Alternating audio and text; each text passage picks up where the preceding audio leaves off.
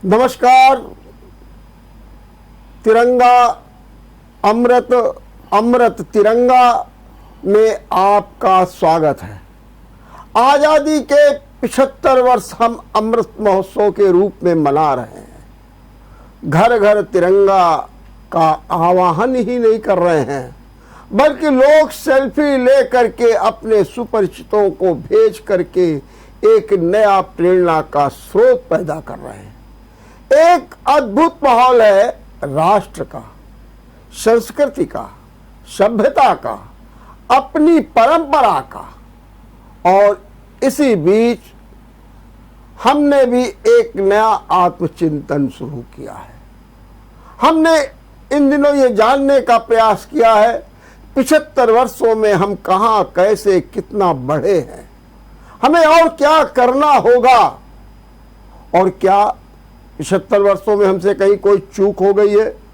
ये ऐसे विभिन्न सवाल हैं जिन पर चर्चा करने के लिए हमारे साथ हैं जाने माने प्रमुख शिक्षाविद डॉक्टर जगन्नाथ गुप्त जी। डॉक्टर जगन्नाथ गुप्त जी, मैं आपका बहुत बहुत अभिनंदन करता हूं। धन्यवाद। आज आप हमारे बीच आए हैं और हम आपसे कुछ सवाल भी करेंगे, लेकिन इसके पहले अमृत महोत्सव के बारे में आप क्या सोचते हैं, क्योंकि एक लंबे समय से इस पर चिंतन धारा चल रही है। कृपया 2 शब्द इस पर पहले बोल दीजिए।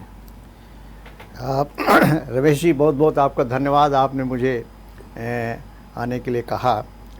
ये अमृत महोत्सव 15 अगस्त को हम लोग आज़ादी के 75 साल पूरे कर रहे हैं, और इसलिए किसी देश के लिए, किसी देश के समाज के लिए बहुत आवश्यक है कि अपने को रिट्रोस्पेक्ट करें और इंट्रोस्पेक्ट भी करें कि हम पीछे क्या करते रहे, कहाँ पर पहुँचे हैं, और इंट्रोस्पेक्ट करें कि कहाँ कहाँ हमारी कमी रह गई, हमारे क्या स्ट्रेंथ थी, हमारी क्या वीकनेसेस रह गई, हमको कैसी अपॉर्चुनिटीज़ मिली, हमारे सामने थ्रेट्स कैसे हैं। इस पर विचार करके आगे का अपनी योजना बनाए। और जैसा इस देश के अंदर प्राइम मिनिस्टर ने कहा कि अगले 25 वर्षों में जब हम 1947 में जाएंगे, 100 वर्ष आज़ादी के पूरे होंगे, तो भारत एक दुनिया का सबसे बड़ा विश्व गुरु बनने वाला है। भारत की जो आर्थिक स्थिति है वो दुनिया में आज 3रे नंबर पर है, और हम अगले नंबर पर जाएंगे, क्योंकि भारत के अंदर उस प्रकार की मेधा बहुत है, टैलेंट्स बहुत हैं। दुनिया के बहुत से देशों में वहाँ के बड़े बड़े ऑर्गेनाइजेशंस, हिंदुस्तान के लोग जाकर वहाँ पर उन्होंने किया है। अभी मैं ये अवसर मिला था, मैं स्टॉक एक्सचेंज में 8 साल ईडी रहा हूँ हिंदुस्तान में, तो उसमें मुझे अमेरिका जाने का अवसर मिला। मैं वहाँ जाकर मैंने देखा कि IMF में तो नंबर 1 या नंबर 2 हिंदुस्तान का व्यक्ति है, वर्ल्ड बैंक में नंबर 2 हिंदुस्तान का व्यक्ति है, स्टॉक एक्सचेंजेज में हिंदुस्तान के लोग बैठे हुए, शिक्षा के क्षेत्र में, डॉक्टर्स के क्षेत्र में, यानी इस देश से निकली हुई प्रतिभा दुनिया के तमाम देशों को बनाया है, और इसलिए किसी प्रतिभा की कमी अपने देश के अंदर नहीं है। लेकिन फिर भी इन जो हमने 75 वर्षों में जहां पहुंचना चाहिए, कभी कभी मैं सोचता हूं वहां पर हम पहुंच नहीं पाए। उसके पीछे तमाम कारण रहे हैं वर्मा जी। एक तो सबसे बड़ा कारण रहा है कि हमारी जो शिक्षा पद्धति प्रारंभ से रही, हमने यही नहीं तय किया कि हमें पहुंचना क्या है, हमारे लक्ष्य क्या होने चाहिए, हमारा मिशन क्या होना चाहिए। हमने एक्चुअली, यदि आप उस समय मैं जब आज़ादी हुई तो मैं 7-8 साल का रहा हूँगा, क्योंकि मैं इस समय 81 साल मैंने पूरे किए हैं। अभी भी मैं काम कर रहा हूँ और शिक्षा के क्षेत्र में ही काम कर रहा हूँ। मैंने तय किया था कि जब तक इस देश के अंदर शिक्षा परिवर्तित नहीं होगी, क्यों 200 वर्षों तक अंग्रेज़ों ने और मैकाले ने इस देश के अंदर शिक्षा पद्धति जो हमारे देश की थी, दुनिया के अंदर लोग आते थे हमसे सीखने के लिए, इसमें हमसे कि इस देश के अंदर लोग अपने अपने देश के लिए किस प्रकार की शिक्षा पद्धति होनी चाहिए, उस प्रकार के लोग आते थे। तद्देशे प्रसूतस्य सकाशा दीर्घ जन्मना स्वंसम चरित्र शिक्षेरन प्रतिभ्राम सर्वमानवा। आते थे, बड़े बड़े तक्षशिला नालंदा के विश्वविद्यालय थे जिनको नष्ट किया गया। लेकिन अंग्रेज़ों ने जिस प्रकार से यहाँ की संस्कृति नष्ट की, उनको लगा कि यहाँ के मंदिर, यहाँ के शिवालय, यहाँ से चोटी कटा देना, इससे इस देश का हम इसको बदल नहीं सकते। यहाँ का जो हिंदू संस्कृति है उसको हम बदल नहीं सकते। ये राष्ट्र का जो भाव है उसको हम समाप्त नहीं कर सकते, और इसलिए इसकी शिक्षा पद्धति हमें परिवर्तित करनी पड़ेगी। और उन्होंने जो 1838 में जो लिखा था कि मैकाले नाम के सज्जन ने लिखा था कि हमें यहाँ पर काले अंग्रेज बनाने हैं, क्योंकि उनके कारण ही इस देश की सत्ता चली। और दुर्भाग्य ये रहा कि स्वतंत्रता के पश्चात भी वही शिक्षा पद्धति चलती रही, उसी अंग्रेजी का बोलबाला रहा। हम स्वतंत्र हुए तब भी हमारी कोई अपनी मातृभाषा हम लोगों ने नहीं तय कर पाए। ठीक है, इस देश के अंदर हिंदी सबसे ज़्यादा बोली जाने वाली भाषा है, लेकिन और भी भाषाएं हैं। हम जिस प्रदेश में भी रहते हों, जैसी भाषा बोलते उनका हमने कोई उनको जो प्रायोरिटी देनी चाहिए, प्राथमिकता देनी चाहिए, वो हमने नहीं किया, और हम अंग्रेजी ही पढ़ते रहे। और देश में केवल 1 या 2% लोग अंग्रेजी पढ़े हुए लोग, वो इस देश की प्रतिभा को भी उसने मारा, और आगे बढ़ने के लिए तमाम लोगों के अवसर भी ख़त्म किए। सारे हम लोग अपने देश के अंदर देखें कि प्रतिभाओं की कमी नहीं है, लेकिन अंग्रेजी उनके काम में बाधा आई। जो इंडियन और सिविल सर्विस थी, इंडियन एडमिनिस्ट्रेटिव सर्विस हो गई, सारा IAS आ गया, और सारा ये जो ब्यूरोक्रेसी है उसने इस देश को आगे बढ़ने नहीं दिया। क्योंकि इस देश में जो राजनीतिज्ञ थे उनको यही लक्ष्य तय नहीं करना था कि हमें करना क्या है। सबसे पहले किसी देश को यदि परिवर्तन करने का विषय आता है तो उन्हें ये याद रखना चाहिए कि अपने अतीत को कभी भूलकर कोई देश आगे नहीं बढ़ सकता। अपने देश की जो स्ट्रेंथ है, अपने देश के जो पराजय और विजय के अवसर हैं, उनको याद रखना पड़ेगा। जब हम कभी विजयी रहे इस देश के अंदर, दुनिया के अंदर हम विश्वगुरु माने जाते थे, सारी दुनिया के लोग हमारे सीखने आते थे। हमारे देश का व्यापार ज़्यादा था। 1947 में जब देश स्वतंत्र हुआ तो $1 बराबर 1 रुपये के बराबर था। हमारा उस समय फॉरेन ट्रेड में बड़ा भारी हिस्सा था। आज तो 1% से भी हम कम रह गए हैं आज इस स्थिति में भी। तो हमने जो शिक्षा पद्धति चालू की वो अंग्रेजी बेस होने के कारण तमाम प्रतिभाएं यहाँ पर नहीं हो पाई, और जो अंग्रेजी पढ़ के लोग निकले वो अपने देश में रहने के लिए तैयार नहीं थे। उन्होंने तमाम उनको साधन और सुविधाएं चाहिए थी, और इसके कारण दुनिया के दूसरे देशों में गए, बड़े बड़े काम किए उन्होंने, लेकिन अपना देश पिछड़ता चला गया। कभी हमने क्या किया कि इस कारण, और उसका कारण मैं कभी कभी सोचता हूँ, तो जब देश स्वतंत्र हुआ तो ये कहा गया कि हमने राजनीतिक स्वतंत्रता प्राप्त कर ली है, जैसे भी अधूरी या बटी हुई राजनीतिक स्वतंत्रता प्राप्त की जो हमारे संघर्षों के कारण प्राप्त हुई थी। अब उसका नारा ये दिया गया उस समय के तत्कालीन प्रधानमंत्री के द्वारा कि हमें आर्थिक स्वतंत्रता प्राप्त करनी है। सही बात थी, लेकिन उस आर्थिक स्वतंत्रता कैसे प्राप्त करनी है इसका केवल और नैरेटिव बदल गया। होना ये चाहिए कि देश हमारा बड़ा बने, देश की आर्थिक स्थिति बड़ी बने, सब लोग उसके अंदर सब प्रकार से संपन्न बने रहे। जब देश के अंदर धन बढ़ेगा तो मेरे घर में भी धन बढ़ेगा। ये कल्पना बदल गई, और ये हुआ कि यदि मेरे घर में धन बढ़ रहा है तो हम देश में धन बढ़ रहा है। ये नैरेटिव बदलने के कारण एक भ्रष्टाचार की जननी शुरू से इस देश के अंदर चली। मुझे याद आता है, वर्मा जी आप कानपुर के ही हैं, कि सबसे पहले 1953-54 में, और टीटी कृष्णाचारी, मैं नाम नहीं लेना चाहता हूँ, फाइनेंस मिनिस्टर थे, लेकिन सब रिकॉर्डेड फैक्ट्स है, और उस भ्रष्टाचार में उनको त्याग पत्र देना पड़ा था। कानपुर से ही हुआ था, मुंद्रा कांड हुआ था। तो 1953-54 में ये हुआ। फिर आप 57 में केशवदेव मालवी का एक कांड हुआ। फिर 62 में VK कृष्णा मेनन का कांड हुआ। ये सब देश के मंत्री लोग थे और वो कांड हुआ। यानी मुझे उसके बाद 1965-66 में ललित नारायण मिश्रा का वो हुआ। आप अनुभव करें कि भ्रष्टाचार की बारात चलती रही, केवल दूल्हे बदलते रहे। और आज भी मुझे जो लग रहा है कि आप किसी भी आप कार्यालय में सब कुछ है। मोदी सरकार ने इन 8 वर्षों में काफ़ी परिवर्तन किया है। मैं वाणिज्य का विद्यार्थी रहा हूँ, वाणिज्य पढ़ाता रहा हूँ, 60 वर्ष हो गए मुझे इसी काम को करते हुए। तो मेरे अंडर में तमाम लोगों ने जो अपने प्रबंध ग्रंथ लिखे हैं, जो 2-3 दर्जन के शायद लोगों ने PhD प्राप्त किए। तो एक बैंकिंग का मैं उनको करा रहा था कि जो प्रायोरिटी बैंकिंग है, तो उसमें से रिसर्च ये निकल कर आई, जो प्राइमरी डेटा इकट्ठा किया गया कि जो हमारे लोन मेला चलते थे, जो लोगों को गरीबों को धन दिया जाता था बैंक, उसके भी ब्रोकर लगे हुए थे। और होता क्या था कि उसमें ये था कि 25% आपको सब्सिडी मिल जाएगी यदि आप समय से वापस कर देंगे। तो वहाँ के नेता लोग, वहाँ के जो छुटभैये थे, जो राजनीतिक पार्टियां चलाते थे, उन्होंने सबके नाम से पैसा बैंक से ले लिया, और 25% उनको मिलने वाला था, और सारा पैसा फिर वापस करा दिया। तो सारा ये रिपोर्ट आई कि देखिए ये जिला बिल्कुल विकासशील हो गया। सारे लोगों ने जिन्होंने ऋण लिया था वो समय से उन्होंने वापस कर दिया। तो हुआ ये कि किसान के पास तो कुछ पहुंचा नहीं। और आज जो हम लोग पढ़ाते थे कि भारतीय किसान ऋण में पैदा होता है, ऋण में पलता है और ऋण में मर जाता है, आज भी बहुत बार स्थिति रही है। परिवर्तन आया है, अनेक परिवर्तन समय के साथ आया है, और लेकिन वो परिवर्तन जिस प्रकार से एक्सपेडाइटेड होना चाहिए हमारे एक्शंस के द्वारा, वो नहीं हुआ।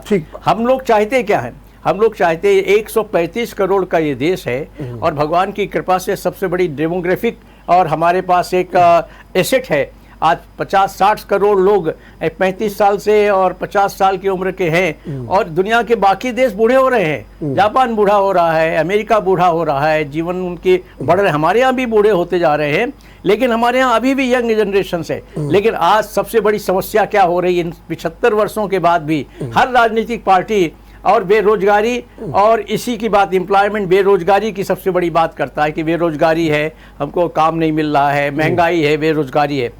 आपको याद होगा कि ये बहुत शुरू से चलता रहा, जो भी प्राइम मिनिस्टर रहा वो सबसे पहले गरीबी हटाओ का आंदोलन करते रहे, गरीबी हटाओ करते रहे। गरीबी कैसे हटेगी ये कुछ नहीं हुआ, गरीब को हटाओ, इस प्रकार की बात होती रही। और फिर हम लोगों को केवल सब्जबाग हम लोग दिखाते रहे। वो सब्जबाग ये दिखाया हमने 1969 में, आपको याद होगा इफ आई रिमेंबर, कि बैंकों का फिर वो नेशनलाइजेशन हुआ, 69 में नेशनलाइजेशन हुआ, सारी जितनी प्राइवेट बैंकें थी उन्होंने बना दिया। आज तमाम सब बैंकें जिनको हमने पब्लिक सेक्टर की बैंकें, हम पब्लिक सेक्टर बैंक्स कहते हैं, वो सब क्यों वो उनके अंदर एनपीए हो गया या वो बंद हो रही हैं। आज हम मर्जर कर रहे हैं, ये इसलिए हो गया कि हम लोग, जिन लोगों ने, मुझे मालूम है कि मैंने जब अपना पीएचडी की थी तो आईडीबीआई पर पीएचडी थी, ये विषय थे। मैं थोड़ा इसलिए डाल रहा हूँ आपको कि कैसे इस देश के आर्थिक विकास के अंदर क्या क्या हुआ है। तो मैं एक कॉन्फ्रेंस में था बीएचयू में, और उस समय जो IDBI, Indian development industrial development bank of India बनी थी, उसका मेन काम था प्रोजेक्ट फाइनेंसिंग करना। नई जगह जो डिसबैलेंस अपने देश का इकोनॉमिक डेवलपमेंट हुआ है, उस समय का यदि वर्णन आप देखें तो सारे देश का जो इकोनॉमिक डेवलपमेंट हुआ था वो 3 प्रदेशों में हुआ था। एक तो महाराष्ट्र में, उसमें भी बॉम्बे उनका जो उस समय बम्बई कहते थे, आज जो मुंबई कहते, केवल बॉम्बे के शहर में सारा डेवलपमेंट हुआ था। ऐसे ही वेस्ट बंगाल में कलकत्ता था, हुगली के किनारे सब आपके जूट के मिल्स बने थे, सारी चीजें थी। और फिर चेन्नई में, आज जिसको चेन्नई कहते उसमें मद्रास कहते थे, तो मद्रास के आसपास ही हुआ। मैंने सारे देश में 3 प्रांतों का भी जो कंसंट्रेशन था वो इन्हीं जिलों के अंदर था। इसलिए आईडीबीआई की जो स्थापना हुई, मेरा अंत का यही था कि आईडीबीआई ने ये जो इम्बैलेंस है, इकोनॉमिक इम्बैलेंस है, इसको तो खत्म नहीं किया, और इसको इकोनॉमिक इम्बैलेंस को उन्होंने बढ़ाया, क्योंकि सब लोग जो लोन लेने वाले थे वो इन्हीं प्रदेशों के, इन्हीं जिलों के लोग थे, जहां पर इंडस्ट्री लगनी चाहिए थी। जैसे ईस्ट उत्तर प्रदेश गरीबी बना रहा, पश्चिमी उत्तर प्रदेश ठीक रहा, जहां जहां पर इंडस्ट्री बननी चाहिए थी वहां इंडस्ट्री नहीं बनी। तो उसके पीछे कारण ये थी, हमने जब उद्योगपतियों से पूछा, क्योंकि मेरा विषय वही था, और 10 साल का मैंने अप्रेजल किया था, क्योंकि 64 में बैंक बनी थी और मैंने 81 में मेरी थीसिस हुई थी। तो मैंने 10 साल का, हमने सारे उनके जो पब्लिक अकाउंट्स कमेटी के चेयरमैन थे, उन्होंने जांच की थी, वो सारा मैंने पार्लियामेंट का देखा। फिर मैंने उद्योगपतियों के साथ रहा, मैं नाथकर्णी के साथ रहा। तो हमारे, मैं उस समय का एक वर्णन केवल आपको बताना चाहता हूँ कि जो first general manager of IDBI थे एसलम सिन्हा थे, बड़े इंटेलिजेंट आदमी थे। I bet to see at this age, उनके ऐसा बुद्धिमान आदमी।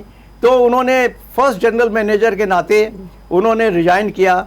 उसके पहले शायद डिप्टी गवर्नर थे रिजर्व बैंक ऑफ इंडिया के, बाद में बने, मेरा ख्याल पहले डिप्टी गवर्नर थे, फिर फर्स्ट जनरल मैनेजर, क्योंकि ये जो आईडीबीआई थी Holi subsidiary of reserve bank of India की थी। तो मैंने उनसे पूछा कि सर, मैं आपसे एक सवाल करना चाहता हूँ। बनारस विश्वविद्यालय में ये कॉन्फ्रेंस हो रही थी, 7-8 दिन की थी। आपने क्यों रिजाइन किया? आपका इतना अच्छा कैरियर है, आपने रिजर्व बैंक के डिप्टी गवर्नर थे, आपने आईडीबीआई की स्थापना के साथ ही आप इसके साथ जुड़े रहे, प्रोजेक्ट फाइनेंसिंग, आप देश के लिए बड़ा भारी काम करने के लिए आए थे, क्योंकि इसका काम केवल पब्लिक को लोन नहीं देना था, जनता को, ये बड़े बड़े उद्योग लगवाने के लिए थे, जहाँ उद्योग नहीं लगे जिससे सारे देश का विकास हो। बड़ी अच्छी योजना थी, सरकार ने बनाई, बड़ी अच्छी योजना थी।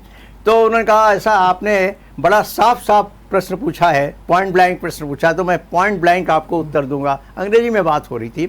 उन्होंने कहा कि हम ये जो लोन देते हैं, बड़े बड़े उद्योग घरानों को देते हैं, बड़े बड़े लोग जो इंडस्ट्री लगाने के लिए आते हैं, उनको हम जो लोन देते हैं तो सब केवल उन पैरामीटर्स में नहीं देते, उनका जो हमें अप्रेजल करना चाहिए उस पैरामीटर्स पर नहीं देते जो लोन के लिए क्वालिफाई करे। हमें ऊपर से आदेश आते हैं कि इनको इतना पैसा दे दीजिए। यदि एवरीथिंग गोइज राइट तो हमें कोई पैट करने के लिए नहीं आएगा कि आपने बड़ा अच्छा काम किया है। और लेकिन यदि कोई चीज गई तो हर आदमी मेरी गर्दन लटकाने के लिए तैयार रहता था कि आपने कैसे लोन दे दिया। उस समय का बात है, मैं 1974 की बात बता रहा हूं। बिल्कुल आपने बहुत अच्छे ढंग से और निश्चित रूप से 75 वर्ष की अर्थनीति, 75 वर्ष की राजनीति और 75 वर्ष की समाज नीति का आप निश्चित रूप से बहुत अच्छे ढंग से विश्लेषण किया। अब मैं थोड़े थोड़े और आपने कुछ सवाल भी उठा दिए। हाँ। बहुत अच्छी अच्छी बातें आई हैं, मुझे बड़ा अच्छा लगा कि आपने जो विवेचन किया उसमें सवाल भी उठा दिए और आपने साफ कहा कि चिंतन भी जरूरी है। हाँ। मेरा सवाल, जब आप व्यक्तिगत रूप से कि जब आप ने बताया कि आप उस समय 7-8 वर्ष के थे, कुछ याद है आपको कि उस समय जश्न कैसा हो रहा था, और आज आप जब 75 वर्ष की बात कर रहे हैं तब आपको कैसी अनुभूति हो रही है? मेरा पेरेंटल हाउस हरबंस मोहाल में था। अच्छा, हरबंस जी। और पुराने एरियाज थे जी, बड़ा भारी चबूतरा था जी। मुझे इतना याद है, मेरे मकान में एक राशन की दुकान थी। मुझे इतनी बिल्कुल, जिसको फेड मेमोरीज कहते हैं, डाउन द मेमोरी लेन। तो वो जब स्वतंत्रता का आंदोलन हुआ था उस समय कोई स्वतंत्रता आदि के बारे में ज्यादा तो नहीं पता था, लेकिन खूब उसमें झंडा, हमारे एरिया में हार्डिकर साहब रहते थे, उसी हमारे घर के थोड़ा आगे ही रहते थे। तो काफी लोग सब झंडा अंडा सब घरों में लगे थे, लोग झंडा लेके जाते थे। इतनी हमको याद पड़ती है, यानी इतनी याद तो पड़ती है कि जब झंडा लोग जाते थे। और उसके बाद भी हर बात 15 अगस्त को फूलबाग में एक फंक्शन होता था, जुलूस निकलते थे, प्रभात फेरी होती थी। ये बात के सालों में हुआ है, अब तो प्रभात फेरी आज सब बंद हो गई है, फंक्शंस भी बंद हो गए हैं। तो इतनी मुझे याद पड़ती है क्योंकि 6-7 साल में और उस समय कोई। आज आप 75 वर्ष जब मना रहे हैं आप, तो कैसा महसूस कर रहे हैं? क्या अभी भी आपके मन में ये वेदना है, काश ये सब ठीक हो गया होता तो हम ज्यादा जो है सर्वे भवन्तु सुखिनः, सर्वे भवन्तु निरामया, ये सब बातों को लेकर के बड़े हर्षित होते? क्या वो संतोष जो है नहीं मिला आपको? नहीं, वो मैं आपको बताऊं जी, मैंने केवल मैं किताबी बात नहीं कर रहा हूं। हाँ, वही मैं किताबी बात नहीं कर रहा हूं। कुछ चीजें बड़ी ऐसी हुई हैं कि हमारा जो फोकस था वो फोकस ही बिल्कुल रॉन्ग डायरेक्शन में चला गया। मैं आपको ये कहना चाहता हूं कि शिक्षा पद्धति के संबंध में इस देश के अंदर 1964 में कोठारी कमीशन बना था और काफी कुछ अच्छा था, लेकिन उसके हिसाब से नहीं हुआ। कभी शिक्षा पद्धति पर कभी छोटी ई की मात्रा बड़ी ई की एक तरफ कर दी गई। बड़ी मित्र आपको याद होगा, यदि आपको भी याद होगा, आप तो हिंदी के प्राध्यापक रहे हैं। माने हम करना क्या चाहते हैं ये हमको नहीं पता था, और इसके कारण क्या हुआ कि हमें जो इतिहास भी पढ़ाया गया वो इतिहास केवल हमें पराजय का इतिहास पढ़ाया गया। हमको ये इतिहास उन्होंने जो अंग्रेजों ने लिखा था उन्होंने अपने हिसाब से इतिहास पढ़ाया, और उनको यहाँ पर जब बड़े बड़े विश्वविद्यालय में पढ़ने वाले, अब मैं नाम नहीं लूंगा, सब लोग उनको जानते हैं। लेकिन 75 साल में जो हमको बन जाना चाहिए तो वो नहीं बन पाए। अच्छा, वो क्या आप महसूस कर रहे हैं, क्या बनना चाहिए था? वो हमें इस देश के अंदर, हमने बताया कि प्रतिभाओं की कभी कमी नहीं थी अपने देश के अंदर, लेकिन हमारा डायरेक्शन ही नहीं था। हमारा जो अंग्रेजी, लेकिन गुप्ता जी आप बात बहुत सही कह रहे हैं। हाँ। लेकिन अभी तक भी हम मैकाले के इस सिंड्रोम से ग्रस्त हैं, नंबर 1। और नंबर 2, कहते हैं कि विश्वविद्यालय की शिक्षा सबसे बड़ी विकास की रीढ़ होती, जैसा आप जानते होंगे। दुर्भाग्य से हमारे यहाँ केवल 11% का अनुपात है, जबकि अमेरिका में चले जाए तो 83% का अनुपात है। मेरा सीधा सीधा कहना है, क्या हमने शिक्षा को एक किनारे डाल दिया, और इसलिए डाल दिया क्योंकि हम अपनी वोट बैंक की राजनीति में पड़े रहे? ये बिल्कुल आप ठीक कह रहे हैं वर्मा जी। आप देखिए कि मैं उसको, आप हिस्टोरिकल रिट्रोस्पेक्शन में जाएं जी। पहले सबसे पहले स्वतंत्रता के बाद जो शिक्षा मंत्री बने अब्दुल कलाम आजाद शायद मेरा ख्याल है, उसके बाद 3 और शिक्षा मंत्री बने जिन्होंने कभी शिक्षा में, कभी किसी विश्वविद्यालय में नहीं गए थे, जिन्होंने कुछ नहीं पढ़ा था, केवल अरबी फारसी पढ़ी थी। यानी हमारे देश की शिक्षा पद्धति इस प्रकार से हो गई कि हमें भारतीय संस्कृति, भारतीय मूल्य, भारतीय सभ्यता और अपने देश के बारे में गर्व ये पैदा ही नहीं किया गया।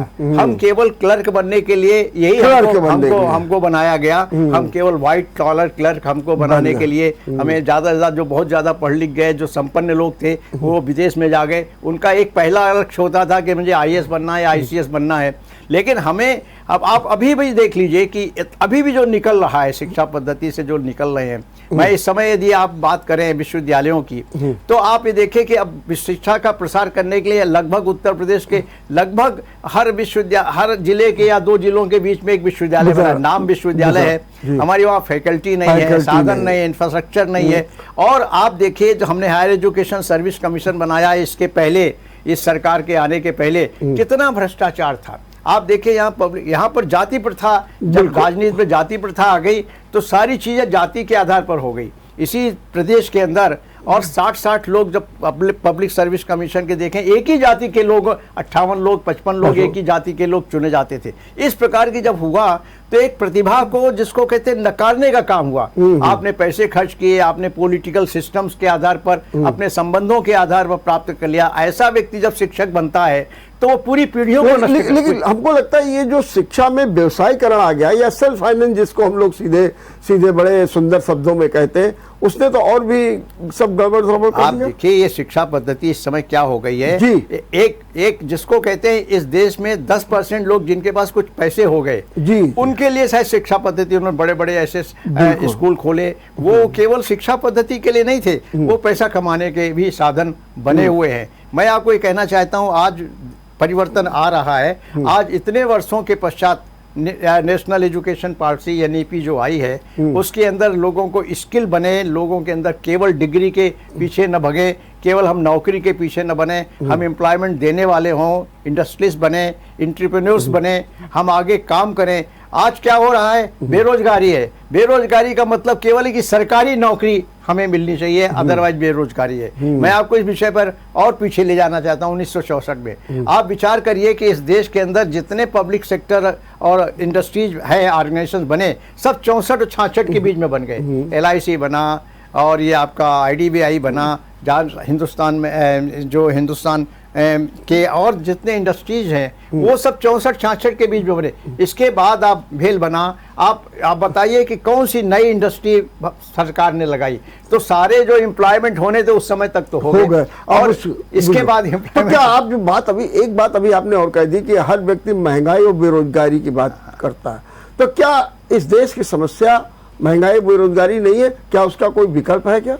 देखिए महंगाई है। हाँ। आज महंगाई जो हो रही है, तो भी आप देखें कि 135 करोड़ देशों में, मैं थोड़ा अर्थशास्त्र थोड़ा सा जानता हूँ, तो इसलिए मैं बता रहा हूँ। मेरे घर में ये बात होती है, हमें भी पिंच हो रहा है। हाँ। हमें भी पिंच हो रहा है। और वो पिंच इस प्रकार से हो रहा है कि जो चीज़ें महंगी हो रही हैं, तो बहुत सी चीज़ें इकोनॉमिक्स में हम लोग पढ़ाया करते थे कि मूल सिद्धांत के चारों ओर स्वीकृति का कोई सिद्धांत नहीं है, साम्य केवल साम्य है। There is no approbation around the value theory, equilibrium just equilibrium.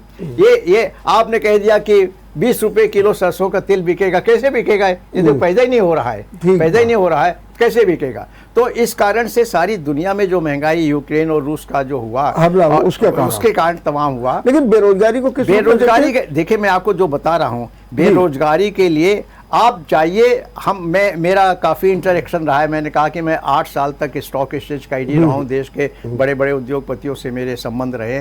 तो जब कभी मैं बात करता था उनसे, तो उनको अच्छा व्यक्ति नहीं मिलता था, यानी एम्प्लॉयबल व्यक्ति नहीं मिलता था। यानी आप शिक्षा लेके तो निकल रहे हैं, कैसे विद्यालय खोले गए, महाविद्यालय खोले गए जहाँ नकल कराई जाती है, जहाँ केवल एग्जामिनेशंस होते हैं, विद्यार्थी पैसा दे आता है, उनके बदले में कॉपी होती है, और शिक्षक भी वही काम करते हैं। मैं आपको एक उदाहरण दूं, आप तो शिक्षा में रहे हैं, कि मैंने 1992 में और इसके बाद मैंने कभी कोई विश्वविद्यालय की कॉपी जांचने नहीं गया। मैं श्रीनगर विश्वविद्यालय में कॉपी में, मेरे पास कंपनी ला की कॉपी थी एमकॉम की, 50 कॉपी मिलती थी। और मेरे एक मित्र, अब वो नहीं रहे इस देश में, हम लोग साथ साथ पढ़ते थे, तो और वो आए, वो भी गए थे, वो मुजफ्फरनगर से गए थे। तो आने के बाद उन्होंने, हम लोग वहाँ ठहरे थे, अलकनंदा बह रही थी, श्रीनगर जो बद्रीनाथ के रास्ते पर है, कुमार यूनिवर्सिटी का।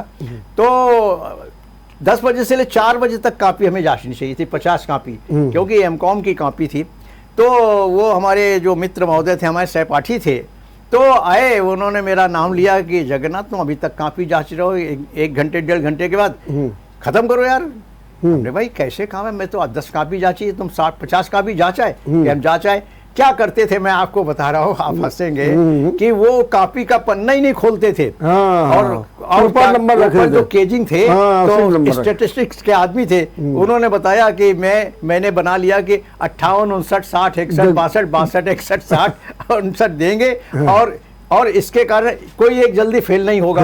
तो कहे हमारी सब लोग जय जयकार करेंगे, एक आधा लोग हमको गाली देगा, जिसको 75% आने वाले थे उसको 62 पाए, 58 आए, वो गाली दे लेकिन देगा। आपको सब गाली देंगे, तुम एक एक लाइन पढ़ के दे रहे हो, तो फेल कर रहे हो, तो तुमको लोग गाली देंगे, हमको गाली नहीं देंगे। हमने अपना मत्था पकड़ा और उसके बाद मैंने तय किया कि मैं कभी कहीं कॉपी जांचने के लिए नहीं जाऊंगा। हमने ये भी देखा कि जब मैं कन्वीनर रहा, तो मेरे कन्वीनर काल में और कॉमर्स के किसी व्यक्ति ने अपनी सिनॉप्सिस नहीं सबमिट की। हमने पता किया भाई क्या हुआ, क्या सब जानते हैं कि आपसे पास पाना मुश्किल है, आप तमाम सवाल करना शुरू कर देंगे और किसी को पढ़ना। यहाँ पर ऐसे ऐसे प्राध्यापक रहे हैं, आप अदरवाइज न ले, बोलना नहीं चाहिए, जिन्होंने अपनी ही थीसिस और 10 लोगों को ऊपर का खबर बदल के। अरे साहब, आप तो क्या करेंगे, एक सज्जन ने तो उन्हीं को एग्जाम्पल देते 100 लोगों की पीएचडी करा दी, और जिसमें सर्वज्ञ सिंह कटियार ने उस पर जबरदस्त ब्लैक लिस्ट किया था। आपको तो सब पूरा किस्सा मालूम है, तो एक नहीं कई किस्से हम आपको। तो देखिए शिक्षा की कितनी दुर्दशा हो गई, सब पैसे। तो ये सीधे सीधे ये माना जाएगा कि बेरोजगारी है, लेकिन बेरोजगारी के लिए जो रोजगार के लिए या नौकरी के लिए योग्य व्यक्ति चाहिए, हमने बनाया नहीं, वो नहीं बनाया, बना भी नहीं पा रहे। बस सबसे बड़ी बात ये माने हुक एंड क्रुक, हमको डिग्री मिल जाएगी।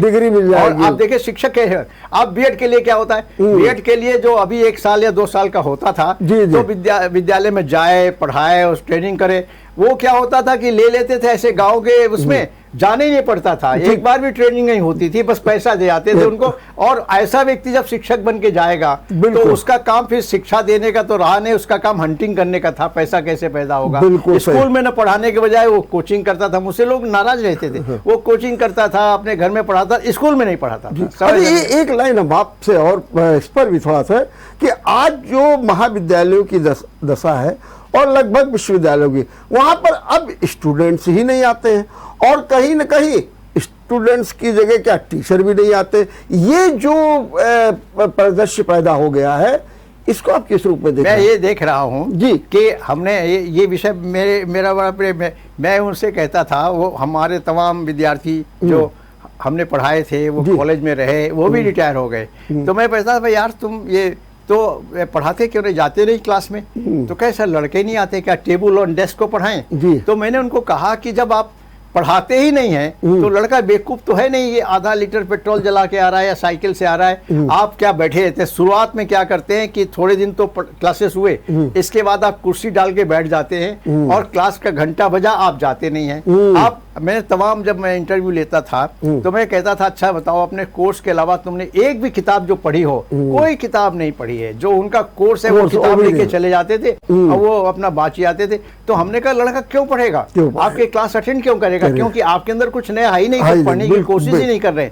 तो मैं आपको बता रहा हूँ कि इसके कारण परिणाम क्या हुआ कि जैसा टीचर आज भी आप देखिए उसकी स्थिति है, जो इंटर में टॉप करता है, वो जो भी सीबीएसई आईसीएसई या यूपी बोर्ड का, उनसे जब आप अखबार वाले लोग निकालते हैं, पूरे पेज भरते हैं, तो जो टॉपर होते हैं उनके पूछे क्या करेंगे, तो सबकी इच्छा कोई अध्यापक बनने के लिए बोलते नहीं है। एक बताइए कोई अध्यापक बनने के लिए हमारा, मैं एक बार बैठा था जब मैं मैनेजमेंट गौड़ सिंघानिया इंस्टीट्यूट में डायरेक्टर था, तो बॉम्बे में एक कॉन्फ्रेंस हुई थी डायरेक्टर्स की।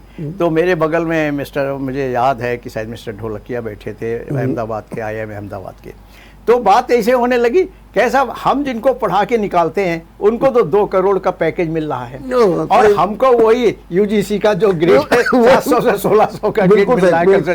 तो मतलब यहाँ पर कैसे, जिनके अंदर मिशन नहीं है वो कैसे होंगे? मैं इसको यदि मैं अपने व्यक्तिगत जीवन के बारे में नहीं बोलना चाहता। मैं रिजर्व बैंक में काम करता था, 2 साल रिजर्व बैंक में काम करने के बाद मेरा उसमें और प्रोफेशनल ऑफिसर के उसमें भी सिलेक्शन आ गया था। लेकिन मैंने M.Com करने के बाद मेरे मन के अंदर था कि मैं अध्यापक बनूंगा, और मेरे जो संस्कार थे, संघ के कारण संस्कार थे, परिवार के जो संस्कार थे कि मैं अध्यापक बनूंगा। मैं अपने अध्यापकों से बहुत प्रेरित था। मैं अब नाम बता सकता हूँ, आज जो नहीं है, पंडित गोविंदलाल जी त्रिपाठी जी थे, उन्होंने मुझे भी पढ़ाया था, आपको पढ़ाया, मैं उसका अमृतलाल जैन थे, आरसी शर्मा जी थे, शर्मा जी, आरसी शर्मा थे, मनमोहन के जौहरी थे। आज इतने 60 वर्षों के बाद भी याद है मुझे नाम, तो उनको देख के मैं, हमारे फिजिक्स के एसपी सिंह जी थे, एसपी सिंह, मिस्टर वर्मा जी, हमको तो लगता है ज्ञान भारती, राजाराम जी मेरे टीचर थे। अरे गर्मी के दिनों में वो पढ़ाते थे, ग्रामर पढ़ाते थे, गर्मी छुट्टी में पढ़ाते, आपको याद होगा। बिल्कुल। इन लोगों के कारण मैं अध्यापक बना, तो मैंने रिजर्व बैंक छोड़ी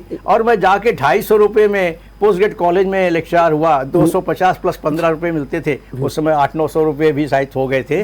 तो हमारे मैनेजर ने कहा कि mister Gupta, have you become mad, जब मैंने रिजाइन किया 2 साल के बाद। तो मैंने कहा नहीं सर, मैंने बहुत सोच समझ के रिजाइन किया है। उसे लगा कि, हमने कहा सर क्या बात है, क्यों? बोलने लगा कि घर से लड़ लिया होगा, कोई प्रॉब्लम हो गई होगी, ये फिर सोमवार को आएगा। तो मैंने कहा नहीं sir, I feel I am not born to be glorified clerk. मेरे मन में है कि मैं केवल एक अच्छा और सुविधा संपन्न क्लर्क बनना नहीं चाहता हूँ, क्योंकि मैं वहाँ लोगों को देखता था जिस प्रकार से लोग रहते हैं। तो आज कितने लोग ऐसे हैं जो अध्यापक का पेशा, मैं जब कभी लोगों को कहता था कि भाई कैसे भी आप अध्यापक हो गए, by hook by crook, now you have become a teacher, then behave like a teacher, you have all the grace at your command. हमारे हाथ में जितना है, आप छात्रों का आप करें। एक सज्जन एक अध्यापक महोदय मुझसे कहने लगे, मेरे विद्यार्थी, सर बड़ा बोरियत होती है पढ़ाने में। हमें क्यों बोरियत होती? क्या वही विषय हर साल पढ़ाना पड़ता है? मैंने उनको ऊपर से नीचे तक देखा। हमने कहा इसलिए आप जानते हो, आप विषय तो वही पढ़ा रहे हैं, इकोनॉमिक्स में कोई बदल थोड़ी जाएगा, बॉटली बाय का आप वही पढ़ा रहे हैं। जब कॉमर्स पढ़ाएंगे तो डेविड कम्स एंड क्रेडिट वही हो रहा होगा, लेकिन आपको बोरियत इसलिए होती है कि आप कुछ नया तो पढ़ते नहीं है। आपके छात्र हर साल बदल जाते हैं। आपके मन में ये क्यों नहीं है कि हमारे छात्र बदल रहे हैं, तो आपको बोरियत होने की क्या जरूरत है? आप अपने विषय को और अच्छे तरीके से प्रस्तुत करें, उसके लिए आप तैयार नहीं है। तो सारा एजुकेशन हुआ। आज के दिन देखिए, मैं आज के दिन मुझे पीड़ा हो रही है कि दिल्ली विश्वविद्यालय इतना अच्छा विश्वविद्यालय था। अभी सेंट्रल यूनिवर्सिटी एग्जामिनेशंस की आपने कितना क्यास हो रहा है। आज भी परीक्षा होनी थी कि नहीं होनी थी, क्यास हो रहा है। अब मुझे कभी मैं ये बोलूं, सार्वजनिक रूप से बोलना चाहता हूं कि मुझे कभी लगता है कि ये क्या कोई योजना तो नहीं हो रही है। सारे प्राइवेट यूनिवर्सिटीज खुली है, मैं दिल्ली का बता रहा हूँ, बेनेट यूनिवर्सिटी खुली हुई है, अशोका यूनिवर्सिटी खुली हुई है, और आपका शिवनादार यूनिवर्सिटी खुली हुई। इनकी आप BA करने की फीस 1 साल की 18 लाख रुपए। 18 लाख। तो हो क्या रहा है कि जो सुविधा संपन्न लोग हैं, तो अब आप परीक्षा पहले लो, जो भी होता था दिल्ली विश्वविद्यालय, हर उत्तर भारत का और दक्षिण के भी लोग सारे दिल्ली विश्वविद्यालय में आते थे। आज क्या हो गया, उनकी अभी तक परीक्षा ही नहीं हुई है। अब जो लोग पैसा अफोर्ड कर सकते हैं, हमें मालूम नहीं है कि हम जानते थे कि हमारे कैंपस के जो कॉलेज है दिल्ली के, श्री राम कॉलेज है या किरोड़ीमल कॉलेज है या प्रेसिडेंसी कॉलेज है या वो स्टीफन है, हिंदू कॉलेज, इनमें आएगा तो हम एडमिशन लेंगे। तो आज उसको वो सब खत्म हो गया। अब जब परीक्षा से आएगा उसको पता ही नहीं कि हमें कौन सा कॉलेज मिलेगा। तो जिनके पास पैसे हैं वो अपनी एक सीट प्राइवेट यूनिवर्सिटीज में कर रहे हैं। बिल्कुल, सबसे बड़ी बात है प्राइवेट यूनिवर्सिटी। और सुन लीजिए, मुझे जो गेम प्लान लगता है, प्राइवेट यूनिवर्सिटी में 2 लाख रुपए अभी मेरी ग्रैंड डॉटर ने जमा किया है शिवनादार यूनिवर्सिटी के अंदर। तो अब उसका रिजल्ट उनका 16 अगस्त तक यदि आप हमें बता देंगे तो हम पैसा वापस कर देंगे। अभी परीक्षा ही नहीं हुई तो क्या बताएंगे 2 लाख रुपये। ऐसा तो नहीं है कि सारा विश्वविद्यालय इस प्रकार से बीमार होता चला जाए। 10-10 साल से लोग एडहॉक पढ़ा रहे हैं, उनका वो नहीं होता। और इस प्रकार से जो स्थिति बन रही, तो मुझे लगता है कि सब प्राइवेट यूनिवर्सिटी सब ले लेंगे, जिनके पास पैसा है वो पढ़ेंगे, जिनके पास पैसा है वो नहीं। चलिए, हम यहाँ पर एक छोटा सा ब्रेक लेते हैं और ब्रेक के बाद आपकी चर्चा जारी रखें। बहुत रुचिपूर्ण चर्चा है आपकी। ब्रेक के बाद आपका एक बार फिर स्वागत है। डॉक्टर साहब, आप बड़े अच्छे ढंग से और वर्तमान शिक्षा का विश्लेषण भी कर रहे हैं। एक सवाल मेरे मन में उतनी देर से आ रहा था कि 2 साल पहले, मैंने 2020 में नई शिक्षा नीति आई, जिसका भी आपने जिक्र भी किया। क्या कारण है कि वो अभी तक पटरी में ही नहीं आ पाई है? और अभी भी जो उसमें मैं बड़ी चिंतित रहता हूं कि उसमें ये था कि 5 वर्ष तक मात्र 5 साल तक या 5वीं कक्षा तक 5+3 का उसमें कॉन्सेप्ट है, तो उसमें मातृभाषा से शिक्षा दी जाएगी। अभी उस दिशा में कदम तक नहीं उठे। क्या सरकार का जो रवैया है उतना क्रांतिकारी नहीं दिख रहा जितना दिखना चाहिए था? मैं आपको बताऊं कि सरकार एक योजना तो बना सकती है बैठकर जी, उसके इम्प्लीमेंटेशंस करने वाले जो ह्यूमन इंफ्रास्ट्रक्चर वो तो वही है।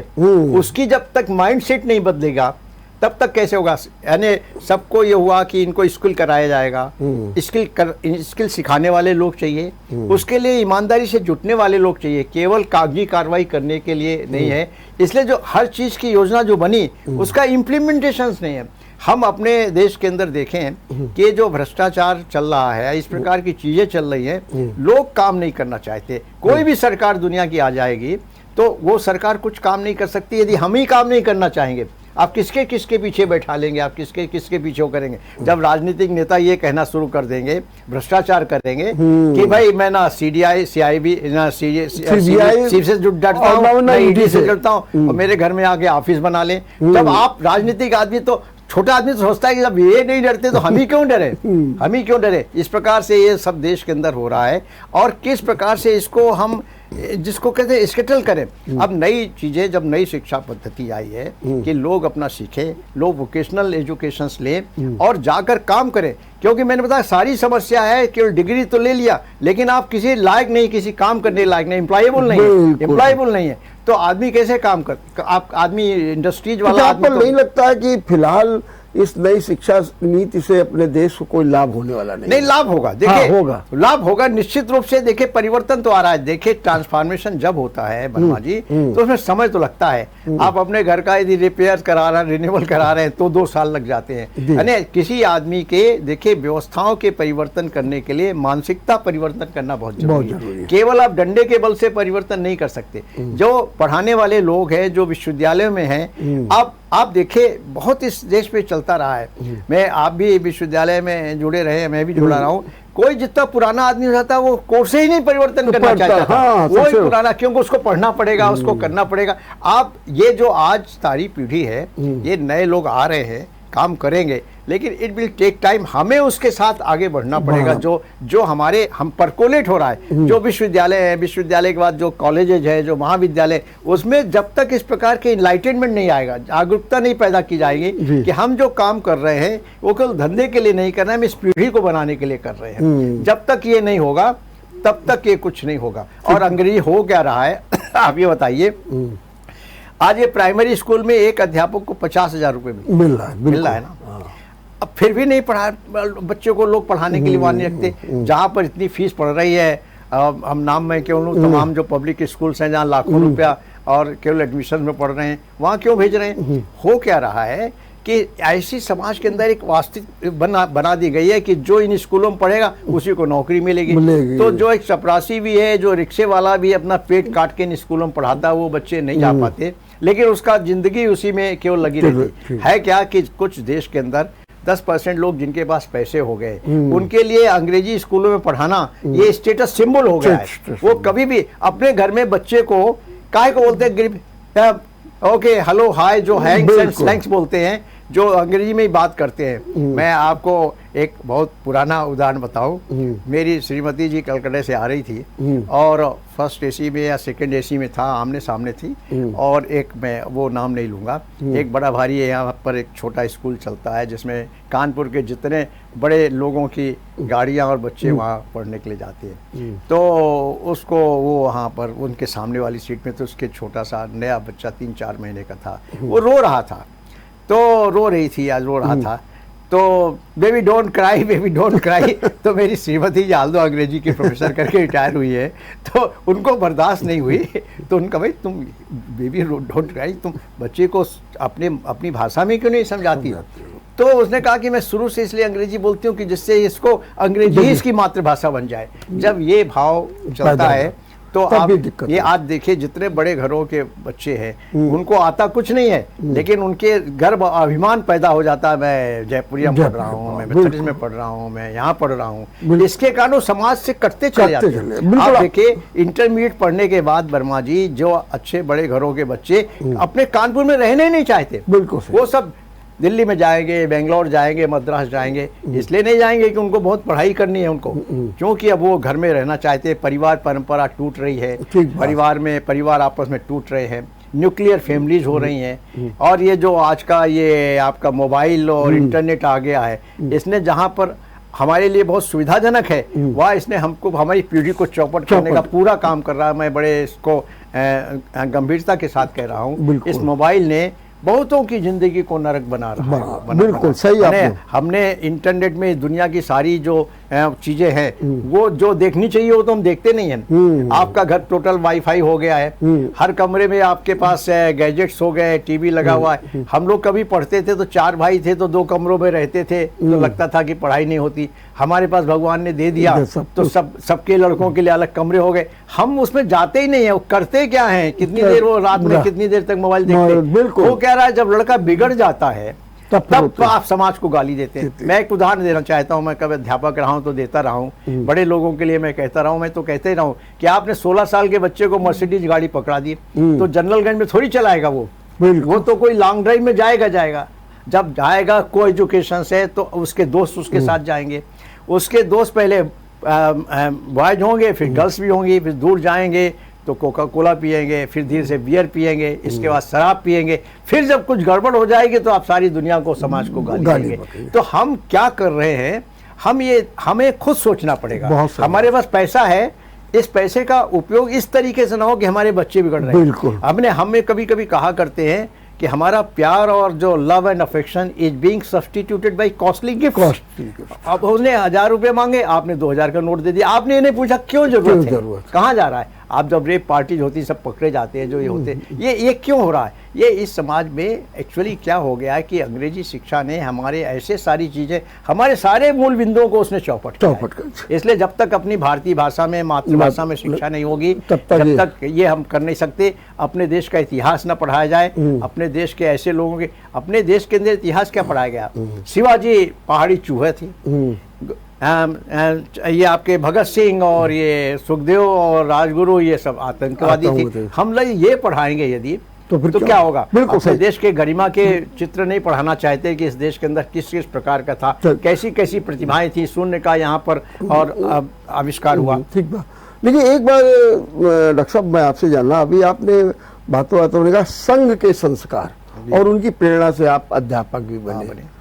आज इस संघ के 100 साल हो रहे हैं। हाँ, आप इसको किस रूप में देख रहे हैं, जबकि कहीं ना कहीं एक समय था तो आक्षेप और विरोध आरोप तो खूब लगते रहे, इधर कुछ बढ़ गया है, क्या कर रहे हैं। ऐसा हुआ है। देखिए, शुरुआत संघ में मैं 56 में स्वयंसेवक बना था जी। आज पूरे 60 साल लगभग हो रहे हैं। जी। मैंने सभी संघ के शिक्षा पद जितने उनके OTC होते हैं वो सब किया है। 66 में किया, प्रचारक रहा हूँ संघ का, विद्यार्थी परिषद का ऑल इंडिया वाइस प्रेसिडेंट रहा हूँ, प्रदेश का मैं 20 साल तक अध्यक्ष रहा हूँ।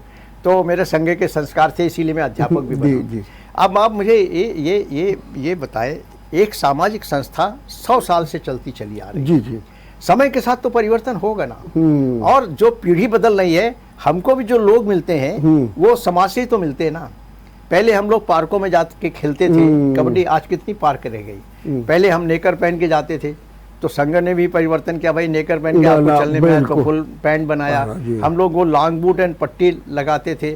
4 बजे 5 बजे हम लोग उठते थे और रात में 10 बजे सोते थे, और घर के लोग इस प्रकार से हमको प्रेरणा भी देते थे। अब संघ होता क्या है, आपको मैं परम पूजनीय गुरु जी का बताऊं, ये हम लोग अपने देश में, समाज में, अपने समाज को संगठित करने के लिए था। हम लोग ये नहीं कि हम कोई संघ एक अलग समाज में कोई हिस्सा बना रहे हैं। वो कहा जाता था हम समाज का परिवर्तन करना चाहते हैं, संगठन करना। समाज में संगठन नहीं बना रहे हैं, हम समाज का संगठन करना चाहते हैं। इस देश के प्रति सबका ममत्व रहे, इस देश की आत्मा हमारी जो है वो भारत माता की जय बोले। हमारी भाषा अलग होगी, वेशभूषा अलग होगी। आप बताइए 400-600 वर्ष पहले जब कभी कन्नड़ की रामायण लिखी गई होगी, या जब कभी साधन नहीं थे तो विवेकानंद ने सारे देश का पैदल ही तो दौरा किया था, कौन सा उनके पास साधन थे। तो इस प्रकार से सारे देश के अंदर, लेकिन उनके अंदर जो एक जिसको कहते हैं चिति थी कि देश में यदि कहीं भी कुछ हुआ तो सारा देश खड़ा हो जाता था। लेकिन आरोप ये लगता है कि संघ जो है अब तो माहौल मिल गया है, तो अब वो हिंदू राष्ट्र बना रहा है, मनवादी है, जाति प्रथा के उसे, तो अब कह रहे हैं जब उनको मौका मिल गया तो अब वो इसका विस्तार करने में लग गए। ऐसा नहीं है जी। हुआ क्या है जी कि मनवादी ये जाति, मैंने कहा इस देश की सभी समस्याओं का बहुत बड़ा कारण जाति है जी। आप मुझे बताइए आप जब से आरक्षण चालू हुआ था 52 से 50 से चालू हुआ था, 15 साल के लिए हुआ था, यही तो हुआ था। आज कोई भी पार्टी अब आरक्षण के आधार पर, मैं एक बार मैं उसका शुरुआत में बहुत पक्षपाती भी हूँ, अभी भी पक्षपाती हूँ, कि इस देश में तमाम लोगों पर, तमाम जो नीची जाति के लोग पैदा हुए थे, हम नीची जाति क्यों कहें, जो अपने यहाँ तो चातुर्वर्ण चार बने हुए थे, तो हुआ क्या कि उनके साथ अत्याचार भी बहुत हुआ। अत्याचार हुआ, आप बताइए कि हमने उनसे अपने मैले ढुलवाए। किसी गांव के अंदर यदि आप जाते थे तो किनारे पर शराब की दुकान और एक हरिजन का मकान रहता था। हमने समाज के साथ, तो जो हुआ इसमें आज जो आरक्षण के कारण हमारे जो प्रशासन में गए, जो डीएम बने, एडीएम बने, ये बने, हमने ये तो अनुभव किया है कि वो अपने समाज को बिल्कुल भूल जाते हैं। वो अपने बच्चों की शादी भी अपने समाज में नहीं करते हैं। और हम तो अपनी साधनों और जो हमारे रिजर्वेशंस के आधार पर सुविधा लेके हम निकल गए, लेकिन हम अपने समाज को कंप्लीटली भूलते चले गए। नहीं तो क्या आप मानते हैं कि अब आरक्षण पर पुनर्विचार हो जाना चाहिए? जरूर होना चाहिए। अभी आप जब अभी एक बार उन्होंने कहा था मोहन भागवत जी ने तो अभी तो थोड़ा विवाद हो गया था, बिहार का चुनाव चल रहा था, अम्बेडकर ने कहा था कि जिस दिन किसी इस देश की आदिवासी महिला राष्ट्रपति बनेगी उस समय आरक्षण की जरूरत नहीं होगी। आज बड़ा सौभाग्य है कि आदिवासी महिला हमारी राष्ट्रपति बनी है। हम उसको बर्दाश्त नहीं कर पा रहे हैं, हम उसका अभी विरोध करते हैं। आप देखिए किस प्रकार से उसके बारे में, मैं आप सुधींद्र कुलकर्णी का एक आर्टिकल पढ़ रहा था, आपने पढ़ा होगा, जो उनके यशवंत सिन्हा के बड़े गुरु में तो पूछने वाला था कि जब आप क्या बोल रहे हैं कि यदि हम हार गए तो ये हार और जीत प्रजातंत्र तय करेगी, माने यशवंत सिन्हा हार जाएंगे तो प्रजातंत्र इस देश का खत्म हो जाएगा, यदि द्रौपदी मुर्मू जीतेगी तो प्रजातंत्र हार जाएगा।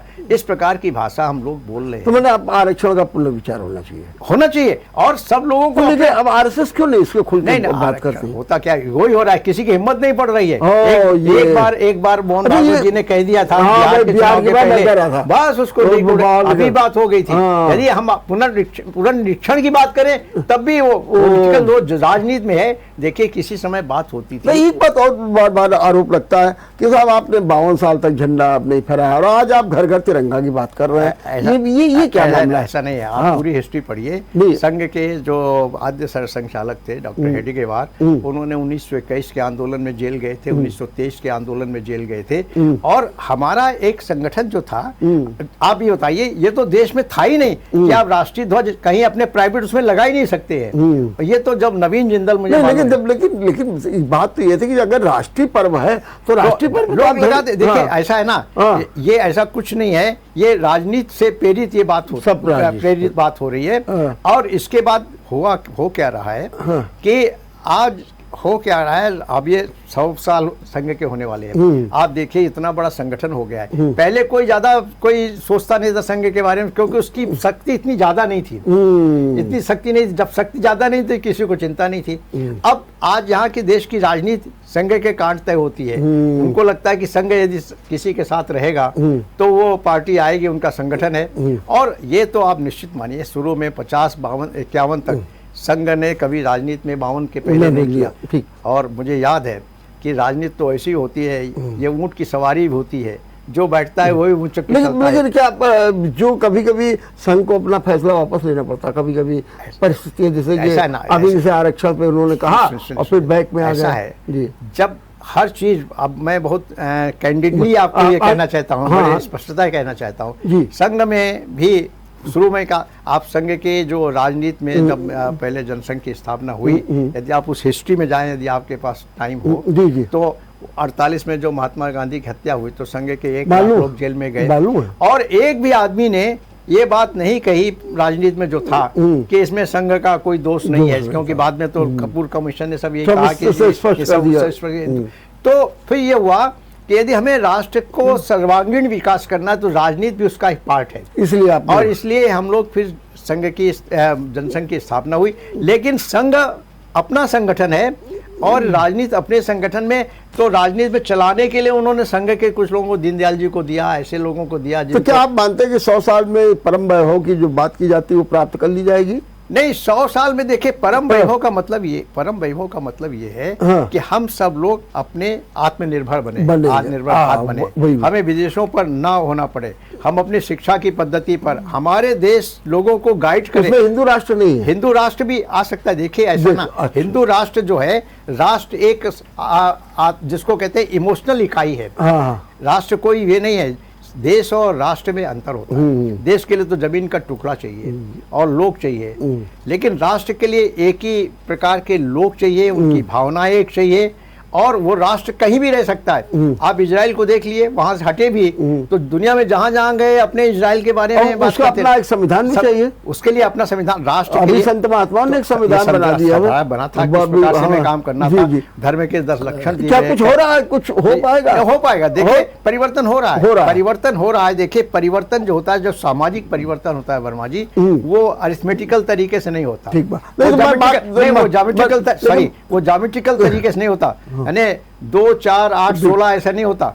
जब सामाजिक परिवर्तन होता है 1, 2, 3, 4 से होता है। सामाजिक परिवर्तन धीरे से होता है, लेकिन और जो कोई आंदोलन एकदम से खड़ा हो गया, आंदोलन से दुनिया में कुछ नहीं हो सकता। आंदोलन होगा एक तात्कालिक परिस्थिति का, आपने आंदोलन किया, लेकिन जब वो मूवमेंट बनता है किसी चीज को, आज मूवमेंट जैसे बन रहा है, अमृत महोत्सव हो रहा है, सारे देश के अंदर लोगों के अंदर भावनाएं आ रही हैं। अब क्यों यहाँ का मुस्लिम समाज जो 20 करोड़ है, उसने भी, आज मैं टीवी देख रहा था कि वो तिरंगा झंडा निकाल रहे। ये परिवर्तन आ रहा है, ये परिवर्तन आ रहा है, लेकिन उस परिवर्तन को जो एक्सपेडाइट करने की प्रक्रिया है वो थोड़ी धीरे इसलिए हो रही कि तमाम उसके इम्पेडिमेंट्स हैं, उसको रोकने के लिए कोई काम आप लेकिन लगता है कि भारत उज्जवल है, उज्जवल और है, ये जो 100 साल है, अगर 100 साल में कुछ ना कुछ तो एक उल्लेखनीय भूमिका रहेगी। हम लोग उस समय देख पाएंगे, बात की बात है, याची देही याची डोला, ये कहा जाता था कि इन्हीं आंखों से, इसी देह से भारत का जो गौरव हम लोग देखेंगे 10 वर्षों में। जिस प्रकार से देश का विकास हो रहा है,